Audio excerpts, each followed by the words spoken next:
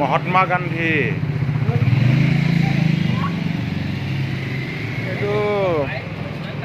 hands two hands ধৰি আছে এইটো এক বৃক্ষ 10 পুত্ৰ সমান 10 পুত্ৰ সমান এইটো টেপ হয় টেপ